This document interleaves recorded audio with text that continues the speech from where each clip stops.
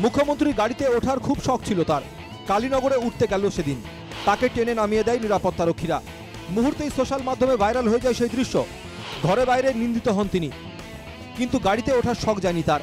চরম এই অপমানের পরও তিনি বিজেপিতে থাকবেন কিনা এই নিয়ে যখন প্রশ্ন ওঠে, বরাকের বিজেপি বিধায়কদের তুচ্ছ তাচ্ছিল্য করেছেন মুখ্যমন্ত্রী এমন গুরুতর অভিযোগ যখন ওঠে, ঠিক সেই মুহূর্তে তাকে হাত ধরে গাড়িতে ওঠালেন মন্ত্রী জয়ন্ত মল্ল।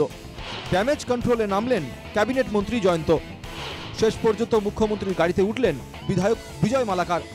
বড় ভাই রামের গাড়িতে চড়লেন ছোট ভাই লক্ষণ। মুখ্যমন্ত্রী এবং বরাক বিজেপির অভ্যন্তরীণ এই দ্বন্দ্ব যখন প্রকাশ্যে, ঠিক তখন ময়দানে নামলেন মন্ত্রী জয়ন্ত মল্ল। বিজয় মালাকারকে হাত ধরে গাড়িতে উঠালেন জয়ন্ত। এরপর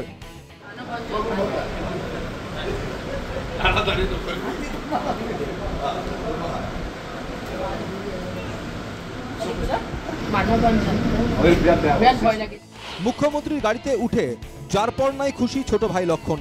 জয়ন্ত মল্ল বিজয়ের মুখে খিলখিল হাসি।